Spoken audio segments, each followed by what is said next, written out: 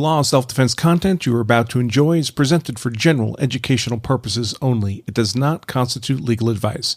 If you are in need of legal advice, consult competent legal counsel in the relevant jurisdiction.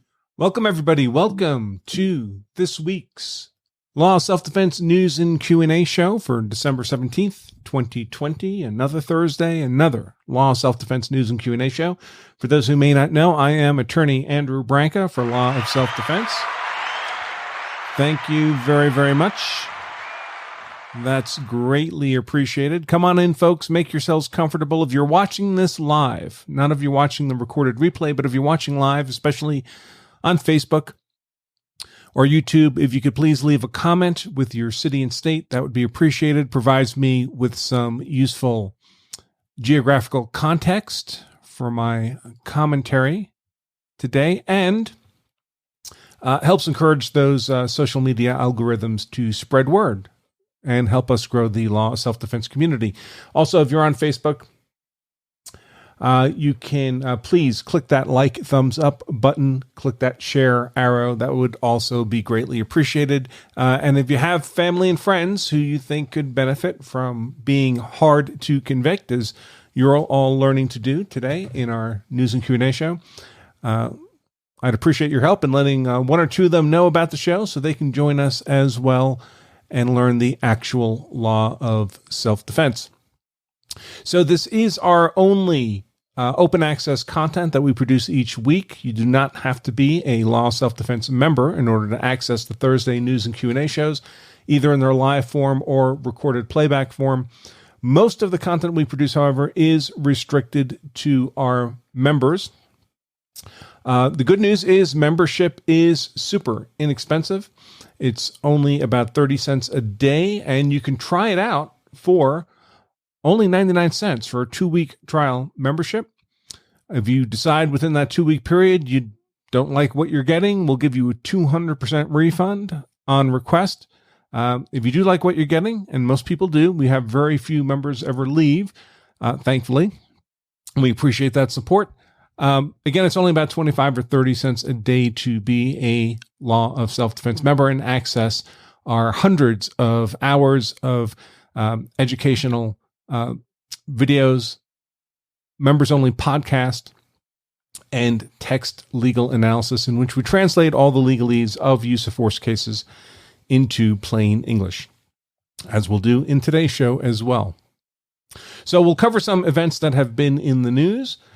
First, that's the news part of the Q&A show. Then we'll turn to questions that have been sent in by Law of Self-Defense members ahead of time or have been emailed to us ahead of time. Any of you can email us questions for our consideration to show@lawofselfdefense.com. We'll take those under advisement. And of course, you can ask questions as well during the live show.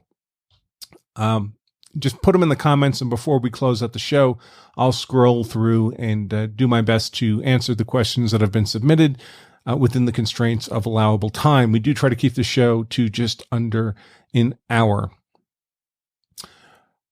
So for those of you who enjoy the show and you'd like to watch, if you can't make the live show, which is 4 p.m. every Thursday, you can catch the recorded replay either at the Law of Self-Defense blog, which is lawofselfdefense.com/blog, or on our Law of Self-Defense Facebook page, or on the Law of Self-Defense YouTube channel. Again, this is open access content, the only content we produce that is, in fact, open access. So before we dive into the news, I do want to make a mention of the sponsor of today's show, which is, as usual, CCW Safe. CCW Safe is a provider of legal service memberships, what many people mistakenly call self-defense insurance. CCW Safe, in effect, promises to pay their members legal expenses if their members involved in a use of force event, and those expenses start big and get bigger fast, folks. For example, imagine a case in which you were threatened, you displayed your gun, you didn't fire a shot, didn't hurt anybody, and now you find yourself charged with aggravated assault with a firearm, typically a 10-year felony, sometimes in some states a 20-year felony. In that event, you're looking at a retainer to your lead counsel on the order of $30,000 to $50,000, and that's just for pre-trial work, folks. That's not even for going to trial. If it's a killing case where you're charged with murder or manslaughter because you've killed someone in self-defense, you're easily looking at $100,000 or $200,000 pre-trial expense, and just multiply that for the trial itself. If you don't have that kind of money stuffed in your mattress, just in case you're compelled to defend yourself or your family, it can be useful to have a financial partner standing behind you to make sure you have the resources you need to fight the legal battle the way you want it fought, as if your life depended on it. Because really it does. And that's what CCW Safe offers to do for its members. There are several companies out there that offer similar services. I've looked at all of them, as you might imagine, and I found that CCW Safe is the best fit for me personally. I'm a member of CCW Safe. My wife, Emily, is a member of CCW Safe. One of the biggest reasons I favored CCW Safe over other similar offerings is that many of those others simply don't provide the legal resources you need, the level of legal resources you need for an adequate legal defense. If you're looking at a quote-unquote self-defense insurance offering out there that caps your criminal defense coverage at, say, $150,000 or $250,000, that's not enough money for a murder or manslaughter trial if you've killed someone in self-defense, as I've already mentioned. In contrast, CCW Safe promises to pay what the defense costs, period, with no such cap. So, folks, whatever such offering you may be considering, please read the fine print, understand the limitations that some of those programs place on your legal defense. Now, having said that, CCW Safe is the best fit for me. Whether they're the best fit for you is something only you can decide, but I do encourage you to take a look at what they have to offer by pointing your browser to lawofselfdefense.com/CCW Safe. And if you do decide to become a member of CCW Safe, you can save 10% off your membership at that URL, lawofselfdefense.com/CCW Safe, using the discount code LOSD10. LOSD for Law of Self-Defense and the number 10. Okay, let's jump into some recent use of force law news. And there's not all that much going on right now. I mean, the truth is, folks, we live in a society in which our news media doesn't really report the news. They mostly create the news. And when the journalists start going on vacation, like over the summer or around the holidays, the news plummets, not necessarily because things aren't happening, but because they're not getting reported by the media as much. But we did have what's being presented as a big deal in the case of the shooting death of Ahmaud Arbery. And this is in the form of some police body camera footage taken in the immediate aftermath of the shooting when police began to arrive on the scene. And frankly, a lot more is being made of these body cam videos than I think they're really worth. It's always, I guess, useful to have more evidence, and this is certainly some evidence. I have one clip of Travis McMichael being spoken to by a apparently female police officer. We don't see her, of course. She's got the camera on, but we can hear her voice. And there's also, I understand, some body cam footage of the Roddy Bryan. This is the gentleman who was following behind in his vehicle and recorded the pursuit and the fight at the end on his cell phone camera that blew this case into the public consciousness. I'll share with you here the video I have of Travis McMichael in the immediate aftermath of the shooting. It's not very long. It's less than 3 minutes. And then I'll dive into why I think the supposed revelations of these body cam videos, I don't think really changes anything, and doesn't change my prior legal analysis of this case, which is that based on the legal merits, not the public hysteria, the opining of people who don't actually understand Georgia law or would prefer the law be something different than what it is, the general consensus appears to be that, well, obviously, Greg McMichael, Travis McMichael, Roddy Bryan, they're all obviously guilty. It's just a matter of going through the process and getting them convicted. On the legal merits, I think they have a very good legal defense argument to be made, and we'll step into that in just a moment. But here's that video of Travis McMichael conversing with a apparently female police officer in the immediate aftermath of the shooting death of Ahmaud Arbery. Here we go. That's fine. That's fine. Like I said, just take a breath. You got your ID and all that? No, don't get blood all over yourself. I get that your pants are. You need to move around. Do what you need to do, man. I can only imagine.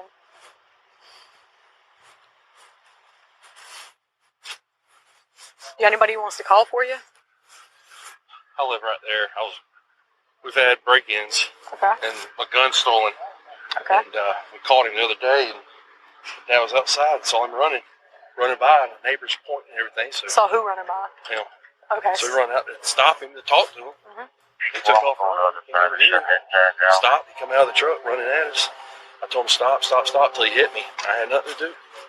There's nothing else I can do. I gotcha. Dispatch 136. Like I said, we're gonna take some photos of you, and then we'll let you get cleaned up. I know. I can only imagine. Like I said,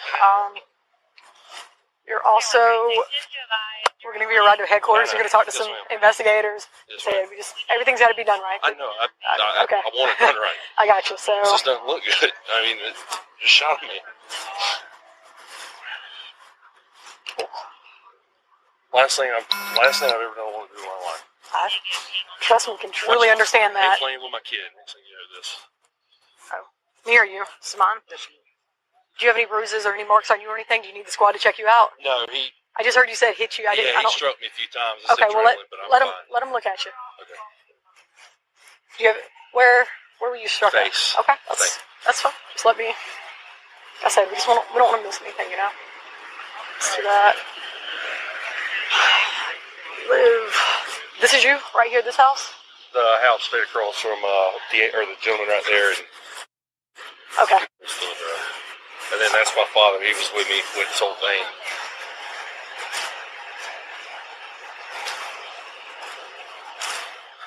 What's your dad's name? Greg McMichael. He's right there. He's the I know.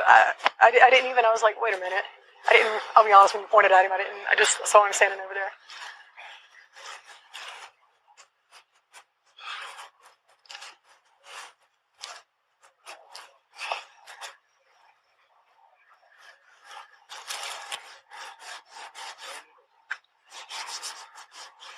Did he retire? About a year ago? June? So not quite.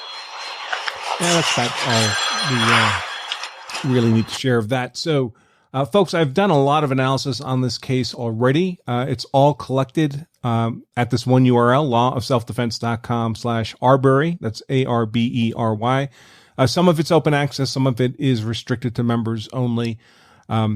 And I don't want to make this a Arbery specific program with that depth of coverage. We could spend a couple of hours just talking about all of that. But I do want to touch upon a couple points here and refresh people's recollections of what the actual evidence looks like in this case. There's video of Arbery unlawfully entering a dwelling, someone's home on the street, emerging from the home, and then running down the street. He was observed, apparently. Shouts went out. The McMichaels were alerted. I guess at some point, obviously, Roddy Bryan was also alerted. The McMichaels pursued Arbery. They were armed. The father, Gregory, I believe with a pistol, Travis with a shotgun. You heard in this little clip video here, they had just had a gun stolen out of a truck in their own driveway shortly before this by someone with a similar description to that of Arbery. So they had reason to believe this person may be armed. They had reason to believe that a felony burglary may have been committed.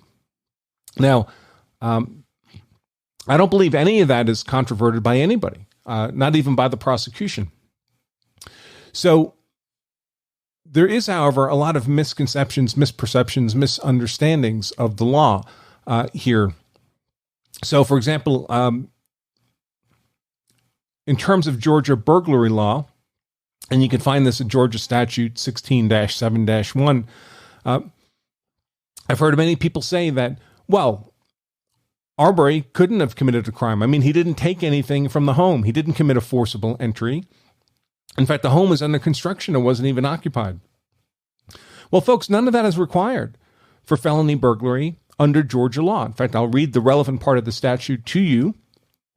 16-7-1, a person commits the offense of burglary in the first degree when, without authority and with the intent to commit a felony or theft therein, he or she enters or remains within an occupied, unoccupied, or vacant dwelling house of another, or any building, vehicle, railroad car, watercraft, aircraft, or any other such structure designed for use as a dwelling of another.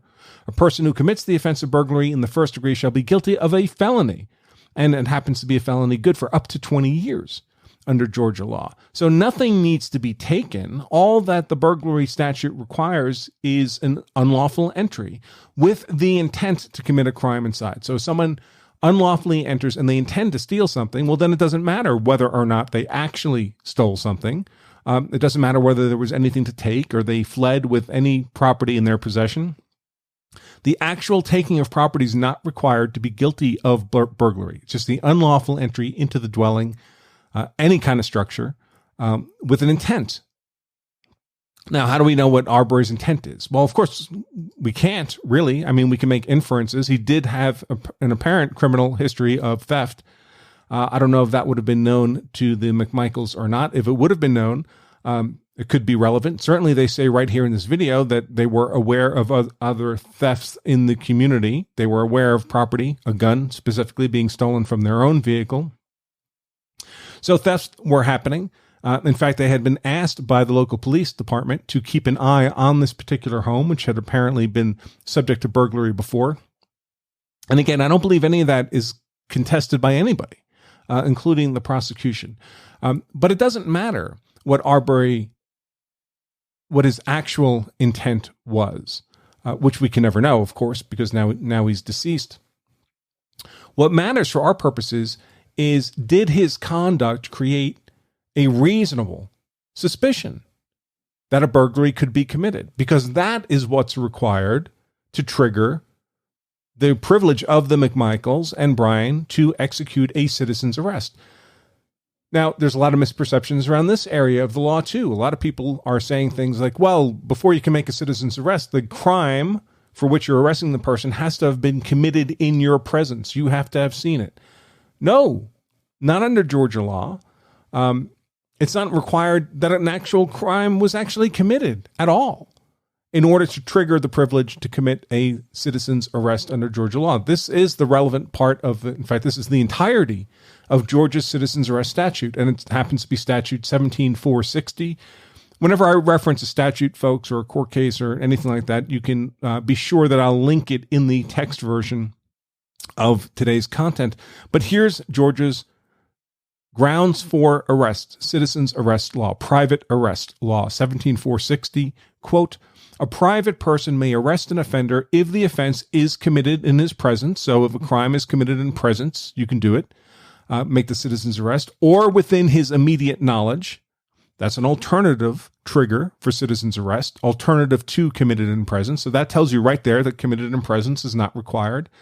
And then the second sentence, it's only a 2-sentence statute. The second sentence is, if the offense for which the arrest is being made is a felony, and we already saw that burglary of the type apparently committed by Arbery is a felony, good for 20 years under Georgia law. If the offense is a felony and the offender is escaping or attempting to escape, well, that's consistent with the facts that we know it. Arbery was in flight from the scene of the apparent burglary. But if the offense is a felony and the offender is escaping or attempting to escape, a private person may arrest him upon reasonable and probable grounds of suspicion. So what's required is reasonable suspicion to trigger the privilege to make the arrest. It's not required that a crime was actually committed. What's required is reasonable suspicion that a crime may have been committed. Now, perhaps reasonable people could disagree whether or not the facts in this case, the video of Arbery exiting the home unlawfully, then fleeing when asked what he was doing. I guess reasonable people might disagree on whether or not that constitutes reasonable grounds for suspicion that felony burglary had been committed. But I think it would be very difficult for a prosecutor to prove beyond a reasonable doubt that it had not been, which is the standard that will have to be met at trial. Now, I think what's happening with respect to citizens arrest laws, citizens arrest law, unlike defense of persons law, is highly varied across the 50 states. Some states don't have citizens arrest provisions at all. Many states that do have citizens arrest provisions, the statutes are extremely old. I believe in Georgia's case, the citizens arrest statute is something on the order of 150 years old, which means these were statutes that were drafted and passed into law in a different era, with a different culture, and in many places before there were organized professional police forces, where the citizens were expected to be the police force. And these laws vary a lot from state to state. So in many states, it is required that the crime for which you're making the arrest took place in your presence. That's true in many states. So a person may be well informed on a citizen's arrest law in their own state, some state other than Georgia, know that in their state, the crime has to have been committed in their presence, and then they just simply presume that that must apply in Georgia too. And therefore, the McMichaels would not meet the conditions for a lawful citizen's arrest of Arbery. But that's not a condition of Georgia citizen's arrest law, as we just described. So I think sometimes people have been taught some citizen's arrest law that may be true in their jurisdiction, but it's not true for Georgia, and therefore it's not relevant to these events that took place in Georgia. In many other cases, of course, people have not been properly taught on any form of citizens arrest law. They're just, they've read something about citizens arrest law in the media, on the internet, and so they believe now that that's what the law is, and may have no connection to what the citizens arrest law actually is anywhere, much less in Georgia. So there's a lot of disinformation, misinformation going on about citizens arrest law. And mostly it's going on to kind of define citizens arrest in a way that the McMichaels would not qualify. But I think under Georgia's version of citizens arrest law, this is a very old statute, there's quite a bit of evidence to support a triggering of their privilege to make a citizen's arrest based on the facts in this case. What else was I going to say about that? Oh, and of course, in this case, they actually didn't make a citizen's arrest, right? No arrest was technically made by the McMichaels. If you remember the video, they pursued Arbery. They attempted to block his progress with their vehicle. They pulled up in front of Arbery. Just before Arbery was shot, it's Arbery approaching the McMichaels' parked vehicle. So he's coming to them. They're not going to him. It's Arbery who charges Travis McMichael standing outside of his vehicle. It's not Travis McMichael charging Arbery. But in any case, there's this suggestion that, oh my God, they admitted on these body cams that they were chasing Arbery. Well, if they would have been privileged to make an actual arrest of Arbery, they certainly would have been privileged to pursue Arbery and stop Arbery. Those are all lesser infringements on a citizen's freedom of movement than an outright arrest. So I don't think this issue of, hey, it's been exposed that they were pursuing him is all that legally meaningful. If they meet the conditions for citizen's arrest, or if the prosecutor can't disprove that they meet the conditions for citizen's arrest beyond a reasonable doubt, well, if they would have been privileged to arrest, then they're privileged to pursue and stop. It all becomes lawful conduct on their part, not a predicate for the felony murder charges with which they've been charged. So, folks, again, I did a lot of analysis on this. Do I still have that link up? I do. So if you'd like to read more detailed actual law analysis of the Arbery case, you can find my work at lawofselfdefense.com/Arbery. Now, we had a related question come up, actually. Well, I should say unrelated, but about the George Zimmerman trial. Now, back when that trial was happening, I watched every minute of that trial and most of the pretrial proceedings as well. And I wrote about the George Zimmerman trial extensively, usually multiple times a day during the course of the trial itself, with what ultimately, of course, turned out to be a rare instance of correct legal analysis of that case. Virtually everything else we saw in the media or the internet was wrong. And I wrote so much on it that I've actually aggregated all those Zimmerman posts and videos into one web page, kind of a super hyperlinked web page. And someone over the course of this past week emailed me about it to see if they could get access to all those Zimmerman writings. And the truth is you can. Anybody can. You don't even need to be a Law of Self-Defense member. This is all open access content. But if you'd like to read actual correct legal analysis of the George Zimmerman case, completely consistent with his acquittal at trial on all criminal charges, you can find my work there at lawofselfdefense.com/Zimmerman. So, for Gary in North Carolina, who asked me if I could make all that available, it is in fact available. Right there, lawofselfdefense.com/Zimmerman. Another question that came in was from Gene B. Now, both Gary in North Carolina and Gene B. are both platinum members of Law of Self-Defense. And Gene is referencing a case I talked about last week, the Jason Dames case. This was a case in which, in 2018, Jason Dames was involved in a confrontation in which he killed somebody. And he, after 2 years, just earlier this year in 2020, he had a self-defense immunity hearing. His defense lawyer requested a self-defense immunity hearing in which essentially it's kind of a pre-trial, mini-trial on self-defense where if you can convince the judge that your use of force was self-defense, in this particular case it was Florida, the legal standard is unless the prosecution can disprove self-defense by clear and convincing evidence, then the judge is supposed to grant you immunity from criminal prosecution and from civil suit for that use of force. And Jason Dames did in fact qualify for immunity. So the criminal proceedings against him have ended unless the state appeals the immunity decision by the trial court, and he's immunized from civil suit as well. But one key facet of that case is he sat in jail from the initial event and his arrest in 2018 all the way through 2 full years until his grant of immunity in 2020, a few months ago, last month, I think, or September of this year, I think it was. So even though he was ultimately granted immunity, in essence, a legal finding that his use of force was simply not a crime, he'd already spent 2 years sitting in jail. So Gene asks, well, why is that? Is that normal? Was he denied bail? And the truth is, I don't know the specific answers to that case, except to say, well, he'd killed someone. He was charged with murder in the second degree in Florida. And it's not uncommon for people charged with murder to not get bail. You're looking at spending the rest of your life in prison without possibility of early release. If you're convicted of the crime, the purpose of bail is to encourage defendants to show up in court when they're supposed to, so the legal system can hold them accountable.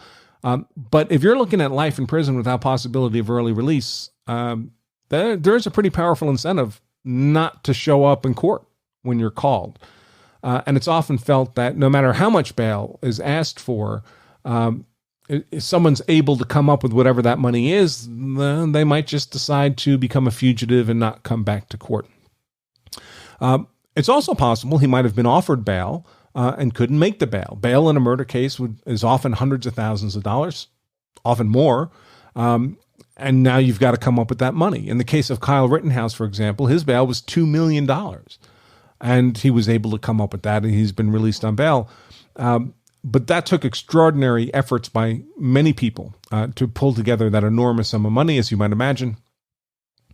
And even if a bail bond is an option, which is not always in every state, but even if a bail bond is an option, you still have to come up with 10% of the amount. And that's non-refundable. That's the cost you pay for the bail bondsman services. A lot of people can't come up with that. If you're looking at a $500,000 bail in a murder case, you got to come up with 10%. That's $50,000 you have to come up, basically cash or equivalent, to hand the bail bondsman, and you don't get that back when you do show up to court. And if you don't show up, and if you're not granted the bail, folks, you just sit in prison until your case has some kind of final adjudication. That's the way it works. If there's probable cause to charge you with the crime, so there's been a sworn information by the prosecutor or an indictment by the grand jury, especially in a felony case, a murder case, if you're not granted bail, you just sit in jail until your trial comes around. In Jason Dames' case, that was a full 2 years. He would have gone to trial in early October, had he not been granted immunity. So it would have been, regardless, 2 years sitting in before the trial even started. And by the way, folks, there are some places in the country, most of us live in somewhere in the vicinity of urban centers where there's a very robust criminal justice system. In many urban centers, basically arraignments where bail is granted or not, where the decision is made, are running like 24 hours a day, 7 days a week, around the clock. But there are rural counties in the U.S. That don't have a magistrate personally present all the time. They have instead kind of a roving magistrate who goes from county to county, and when he shows up, he deals with whatever arraignments need to happen in that particular county. But he may show up once a month. So you could be arrested. You don't even have the possibility of arguing for bail until that magistrate shows up. So you could sit in jail for a month, 3 weeks, 4 weeks, and then make the argument for bail. That would be your first opportunity. And you spend that entire 3 or 4 weeks sitting in a jail cell. So that can certainly happen. Got an email inquiry here from Donnie in Missouri. He's asking about Missouri's self-defense immunity law, which was passed in, I believe, I thought it was recent. I thought it was like 2018. He says 2007 here, but I don't think that's correct. I think it was 2018. But in any case, he asks, basically, has anyone ever raised self-defense immunity under Missouri law based on that statute? And the short answer is, I don't know. And the reason we don't know is because we don't really know what happens at the trial level. And this would be even worse. This would be at the pre-trial level.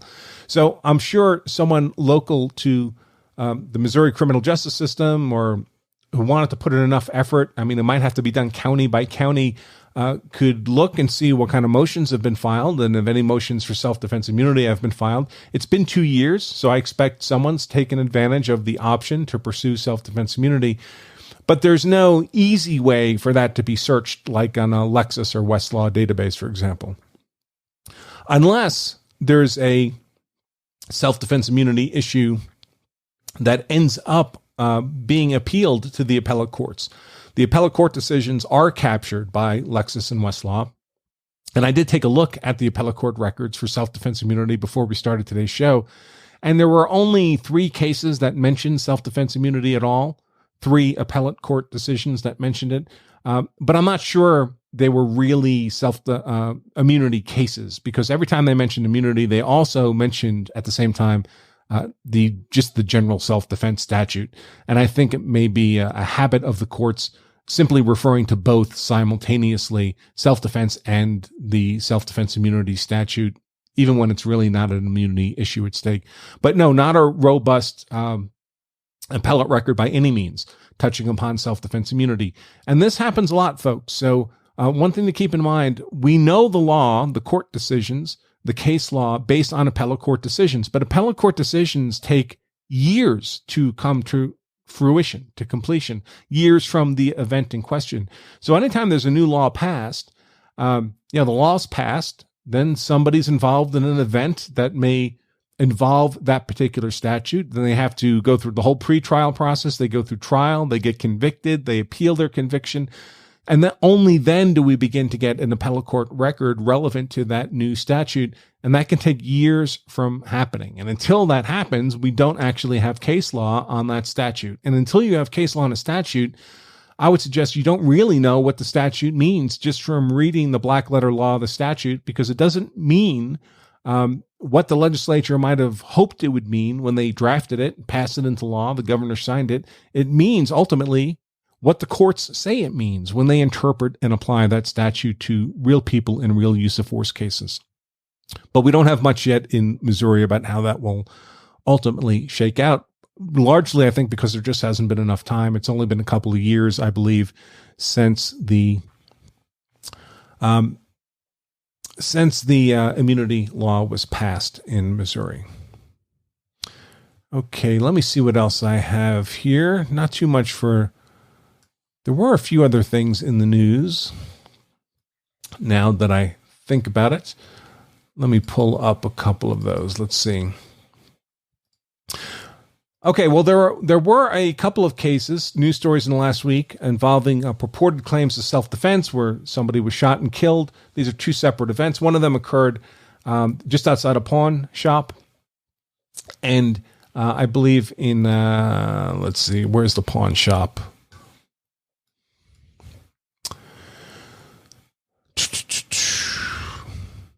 Minneapolis. So a shooting outside a pawn shop. I believe the facts are the pawn shop was getting robbed. The pawn shop owner shot the robber, killed him. It's not said explicitly in the news report, but it seems to me that it's likely that there was a racial disparity here. Likely the store owner, pawn shop owner was white and the victim was black, because there was a big ruckus after the shooting. In fact, the pawn shop was ultimately completely looted by an angry mob outside. And one consequence of all this chaos was now the authorities are saying they can't reasonably charge the pawn shop owner because the looting committed by the mob completely destroyed all the relevant evidence and crime scene, including, among the other stolen property, all the security cameras and the hard drives that would have captured the security camera video was all taken along with everything else. So in a circumstance in which, as in any self-defense case anywhere, the one self-defense is raised, and it certainly would be raised in this case, the prosecution has the burden of persuasion to disprove self-defense beyond a reasonable doubt. Well, that doesn't seem likely to happen when all the evidence has been stripped from the scene by an angry mob. So here, presumably the mob was angry because if you had asked them, I expect they would have said, well, we want justice done. And their own conduct, in effect, made justice impossible to do. There was another case, another shooting. This was in, let's see, I believe it was in Florida. And there was a confrontation in someone's front yard, some dispute over ownership of a bicycle. And somebody came from the non-homeowner, came onto the homeowner's property, seized possession of the bicycle. A dispute occurred, and the neighbor ended up shooting the homeowner, killing the homeowner. And again, we have a case where so much chaos occurred afterwards that the authorities are basically saying, listen, there's nothing we can do with this case. There's no way we'll be able to disprove self-defense, because the neighbor who came to take the bicycle, who shot the homeowner, says, well, the homeowner raised a rifle at me. That's why I shot him. It was in lawful self-defense. The only witnesses there were really friends and relations of the homeowner who was shot and killed in this event. But they did things like hid the homeowner's rifle, hid other guns involved at the scene. They lied to police in blatant ways about what happened, ways that could be checked and proven to be false. So in effect, their own conduct has made it impossible to pursue a prosecution of this neighbor who shot their friend, the homeowner, at the scene. And the authorities ultimately have just basically thrown up their hands and said, you've made such a mess of the evidence by your lying, your tampering with evidence, your hiding of the guns, that you've lost all credibility. There's simply nothing that we can do with this case. So another instance in which the chaos created by others have made it effectively impossible for the prosecution to pursue a case against in the event of an actual killing. Let's see. Oh, other news. The Ohio legislature is again trying to pass stand your ground into law. They tried this. They certainly tried it last year. They were unsuccessful last year. They were successful last year in finally having Ohio join the other 49 states to place the burden of persuasion on self-defense on the prosecution to disprove self-defense beyond a reasonable doubt. Prior to that change in the law last year, Ohio was the last state that still placed the burden of persuasion on the defense to prove self-defense by a majority of the evidence. That's no longer the case. Now, Ohio's like everybody else. The prosecution has to disprove self-defense beyond a reasonable doubt. At the same time Ohio made that change, they were also trying to pass a stand your ground statute. Stand your ground meaning, of course, simply that if you meet all the other elements of self-defense, you will not be stripped of self-defense because you purportedly failed to take advantage of a safe avenue of retreat. before defending yourself. And when I talk about these other elements of self-defense, if you're not familiar with what that means, then I urge you, please, to do yourself a huge favor and take advantage of the opportunity to download our totally free infographic. Okay, it's not that one either. Hold on, folks. Our free infographic on the 5 elements of the law of self-defense. So this is totally free. It's just a downloadable PDF. It doesn't cost a penny. These 5 elements are the 5 building blocks, I should say, up to 5 elements, the 5 building blocks of any legal claim of self-defense, and they are cumulative. All the required elements must be present. If you don't understand these 5 elements, and they are innocence, imminence, proportionality, avoidance, relevant to the stand your ground law, and reasonableness, if you don't understand these 5 elements, you can't possibly understand anything about self-defense law. So please download this infographic. Again, doesn't cost a penny. lawofselfdefense.com/elements is where you can download that. But in the context of stand your ground, what stand your ground basically says is, hey, of those 5 elements, innocence, imminence, proportionality, avoidance, and reasonableness, if you meet the conditions of the stand your ground statute, we won't require the element of avoidance. We won't impose a legal duty to retreat before you can defend yourself. Now, you still have to meet all the other conditions of self-defense. They're still required. So basically what stand your ground jurisdictions are saying is, hey, if you're the innocent victim of an attack, so you have the element of innocence, and that attack is imminent, immediately about to occur, or actually in progress, so you have the element of imminence, and you use no more force than necessary, so you have the element of proportionality, and your perceptions, decisions, actions, and self-defense were those of a reasonable person, so you have the element of reasonableness.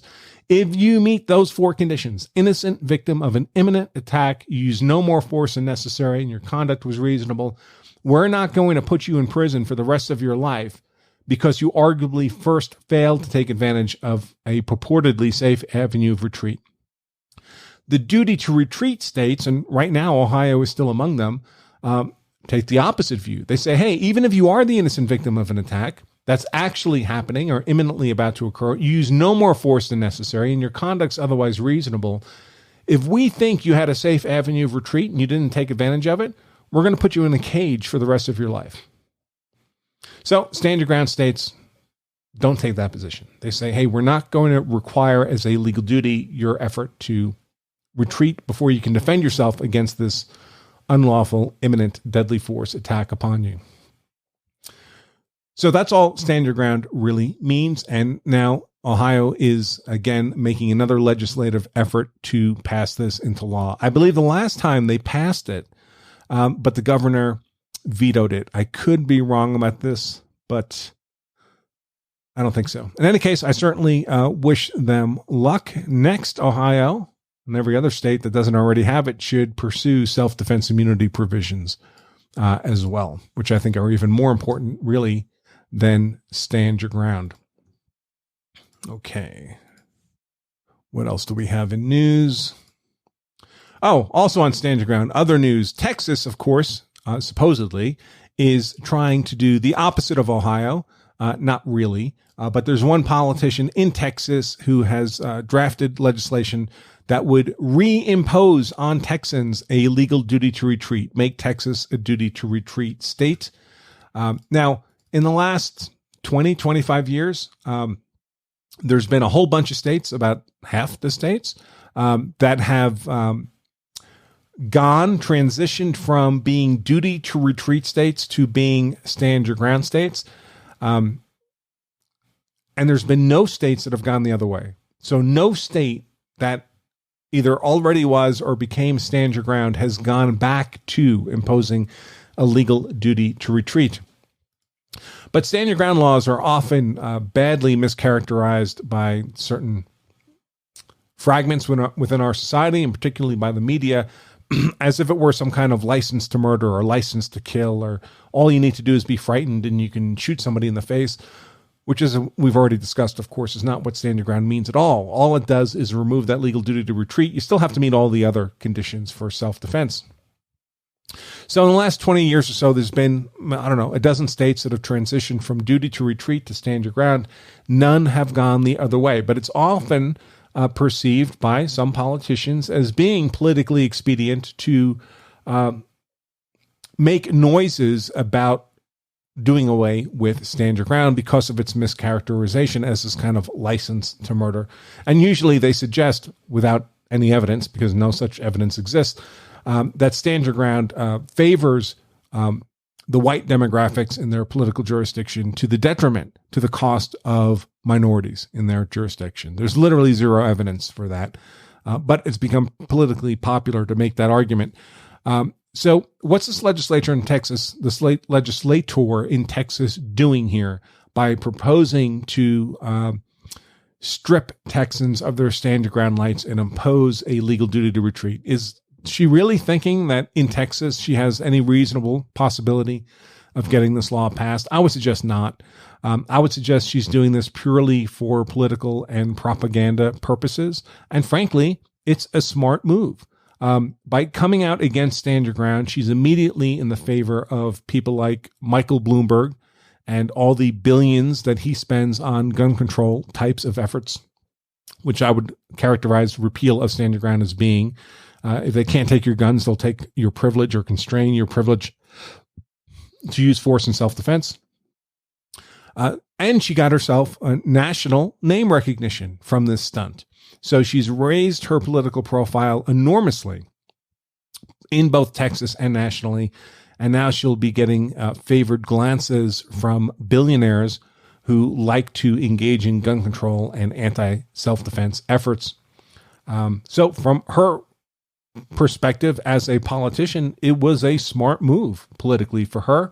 I expect those are the actual reasons she did this, not because there's any prospect that Texas would actually adopt this kind of provision. Okay, folks, I think that's all I had for news. So let me take a look through the online comments to see if there are questions. Let's see. Jack asks, is a baseball bat a lethal weapon? Well, anything really can be a lethal weapon, right? It's some things are inherently lethal weapons if they're designed to inflict death or serious bodily injury. So a gun or a knife used in a offensive manner are often deadly weapons as a matter of law. But anything can be a deadly weapon for use of force law purposes. It all depends on whether it's being used in a manner likely to inflict death or serious bodily injury. Now, when we use the phrase deadly weapon, we need to differentiate between use of force law context and weapons law context. So every state has various weapons laws, what you're allowed to carry on your person, what you need a permit for, what you're allowed to carry into certain secure facilities, and so forth. And often those weapons laws will have an enumerated list of the items that are prohibited, that they want to be able to prosecute you for if you're unlawfully in possession of those particular items. And so they'll specify gun, knife, stiletto, club, baton, all kinds of stuff.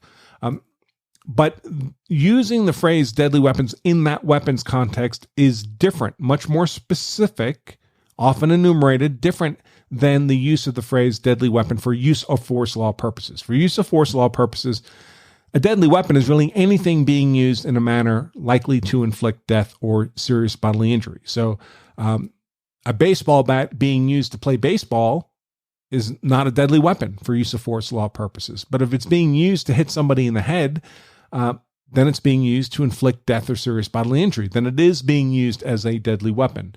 A shoelace being used to hold your shoe on is not a deadly weapon, but if you wrap it around someone's throat in an effort to asphyxiate them, it's become a deadly weapon because of the manner of its use. A plastic grocery bag, same thing. Using it to carry groceries, clearly not a deadly weapon. Duct tape it over someone's head so they can't breathe. Now it's being used in a manner likely to cause death or serious bodily injury. So really anything can be a deadly weapon depending on the manner of its use. Hey, Marty Hayes, how are you? Marty is top dog at Armed Citizen Legal Defense Network. Great group of folks. I mentioned earlier on when I talked about our sponsor, CCW Safe, that while I find CCW Safe to be the best fit for me, it may not be the best fit for you. And I can say that because none of these plans are perfect for everybody. Each of these plans has variations, different conditions and exclusions that apply. And it's possible that the way your life is arranged, CCW Safe is not the best fit for you. If you take a look at what they have to offer and you decide that's the case, I would strongly urge you to take a look as an alternative at the Armed Citizen Legal Defense Network. They're a great organization, great people, fantastic board, advising them on, everything that they do. And Marty, if you want to put in the URL for Armed Citizen Legal Defense Network, I'm sure folks can just Google that. But if you want to put in the URL, I certainly have no objection. Let's see. Yep. Okay. Well, normally we air this live show both on our Facebook page and on our member dashboard, but it looks like I messed up the member dashboard part for today's show. Don't worry, folks. If it's not there live, I'll be sure to put as normal, we'll put the recorded playback version of today's show as a standard blog post, and you'll be able to access it there. Let's see, what else do we have? Donnie asks, this is with respect to the Ahmaud Arbery case and his unlawful entry into the dwelling and whether or not that constitutes burglary.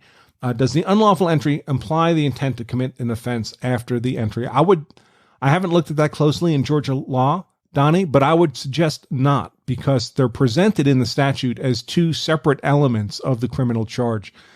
And you wouldn't need the intent portion if that was simply inferred from the unlawful entry, right? It becomes duplicative at that point. And there may be innocent explanations for why someone went in. For example, many people will, if they see a construction site, they might step onto the property of the construction site to look around, especially men, because they're curious about such things. So if they were perceived unlawfully entering and then exiting, nothing in their possession, which would apply to Arbery as well.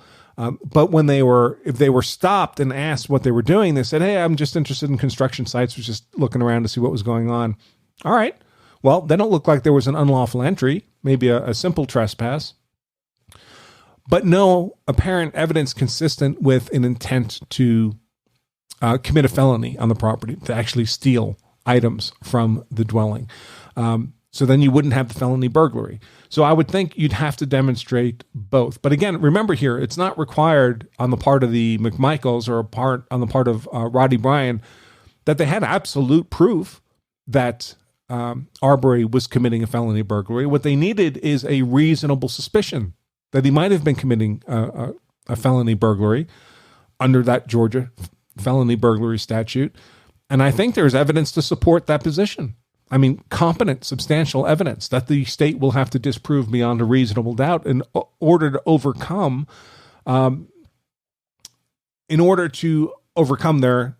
their defense to the underlying, I believe it's some form of unlawful detainment, unlawful restraint, unlawful arrest kind of provision in Georgia law, which is a felony under Georgia law. They've been charged with that underlying felony, the unlawful arrest felony, and that's the predicate for the murder charge against them, because they haven't been charged with murder directly. They've been charged with felony murder.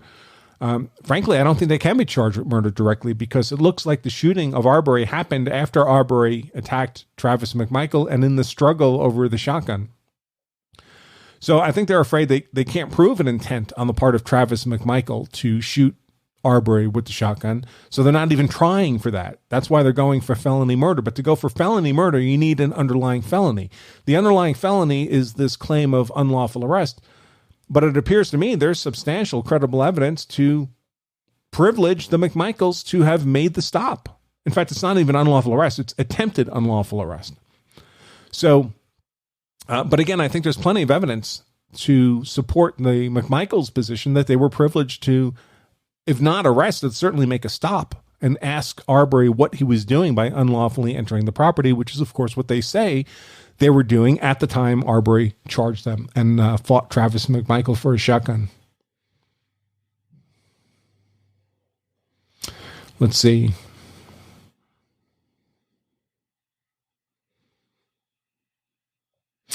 Yeah, so Tony asks, how would an innocent person act if they got caught innocently looking at a home that was being built? Do they run away? I don't know. Maybe they would. Certainly if a neighbor walked over and said, hey, can I help you? What are you doing here? If you flee under those circumstances, it looks weird. I think that is, in fact, pretty much when Arbery initially fled, because I believe it was other people other than the McMichaels who observed him and called out to him to stop. And it was only after hearing those shouts that the McMichaels came out armed. Now, of course, they'll say they came out armed because someone of a similar description had stolen a gun from a vehicle in their own driveway. So they were concerned the person could be armed with that gun. And they only had their own guns in order to defend themselves should that prove to be the case. Now, if we imagine instead that Arbery was not in flight from anything until he was approached by armed men with shotguns, okay, I think lots of people might be inclined to try to flee. It's more difficult to justify charging the person with the shotgun and fighting them for the weapon. That's harder to imagine. But again, a lot of the speculation doesn't really have much to do with anything, because the truth is that what matters is not so much what was actually going through Arbery's mind at the time. What matters is the reasonable perceptions of the McMichaels and Brian to what they were observing in terms of evidence about the events. So it doesn't matter whether or not Arbery was actually intending to commit a burglary or much of anything else. What matters is what the perceptions of his conduct would have raised in the mind of a reasonable and prudent person. Donnie asks, referring to the Jason Dames case, the guy who spent 2 years in prison before being immunized from prosecution in Florida, did he stay in prison 2 years because he did not request an immunity hearing? We don't know, but it's possible. So it's interesting that he only requested the immunity hearing a couple of weeks before his trial was going to begin. Now, a lot of defense attorneys, including in Florida, where the self-defense immunity statute is pretty favorable, don't really like to pursue self-defense immunity. In some cases, it's because the claim of self-defense is so bad that it would be pointless. But also, you're really putting yourself in the hands of that hearing judge and whatever predilection they may have to being willing to grant immunity. Now, if you're not granted immunity, if you're denied immunity, you can still argue self-defense at trial. There's no problem there. But when you have that immunity hearing, basically it's a mini trial. So you're laying out your entire legal defense for the prosecution to see before the game starts. And in terms of things like disclosing legal strategies, the prosecution really, as a practical matter, is required to expose a lot more to the defense than the defense is to the prosecution. Plus, at trial, keep in mind the prosecution goes first. So they have to make their legal arguments first, then they rest, and then the defense gets a chance to respond by presenting their counter arguments. So the defense normally gets to see the prosecution's entire game plan before they have to substantively respond to that game plan. The prosecution doesn't get that benefit. They go first. So they don't really know what the defense game plan is in any detail. I mean, of course, they'll know if it's a self-defense case, for example, but not the details of that self-defense narrative until they get to trial. But if you do the self-defense immunity hearing, you're laying all that out for the prosecution to see beforehand, before they get to trial. And arguably, they could fine-tune their narrative of guilt to as a result of what they saw in the self-defense immunity hearing. So it's possible the defense here, for those and other reasons, chose not to pursue self-defense immunity until they really had their back against the wall with the trial about to start anyway. And then they decided to give it a shot with, in this case, success. Tony asks, what do you think about having security cameras inside and around your home? More of an asset or a liability? Well, I can tell you I have cameras all over my home. I consider them an asset. They're an asset as long as what they're recording is consistent with the law. So normally for good guy cases of self-defense, if we've made any effort to educate ourselves on self-defense law, we keep our conduct within the legal boundaries. And the more evidence of that there is, including video evidence, the better off we are. Now, if you're going to put up cameras and then you're going to break the law, you're going to use force unlawfully outside the bounds of self-defense, that would be bad for you. I think the solution to that problem is not have the cameras. The solution to that problem is keep your use of force within the legal boundaries.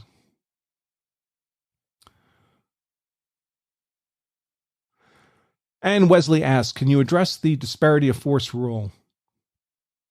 Well, it's not really a rule, but it touches upon the element of proportionality, which has to do with the degree of force involved in a confrontation. And as a very generalized statement, before you can use deadly force in self-defense, you need to be facing a deadly force threat, a threat readily capable of causing death or serious bodily injury, normally a maiming kind of injury. If all you're facing is non-deadly force threat, you can only use non-deadly force in self-defense. A bit of a generalization, but a good working rule of thumb. Well, if you want to justify your use of deadly defensive force, you need to be able to point to that deadly force threat. And obviously, if the aggressor had a gun or a knife, well, that's a pretty explicit deadly force threat. But sometimes they don't have a gun or a knife. Sometimes it's other factors that are what made them a deadly force threat. And one of those could be a disparity of numbers, for example. You were by yourself, defending yourself against multiple attackers.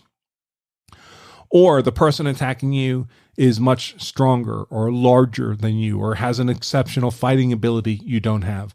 And all these characteristics are kind of fall into a general bucket of disparity of force. In other words, what made that person a deadly force threat that justified my use of deadly defensive force was not some particular weapon that they had, but that they otherwise had a disparity of force that raised the level of danger they presented to a deadly force level because of that disparity of numbers, disparity of size, disparity of strength, and so forth. So that's how that concept applies in use of force law. All right, folks. Well, we're a bit over the hour, so I'm running long. So I will begin to wrap this up right now. Again, as always, please, I encourage you to join us I do have one more thing I wanted to share with all of you.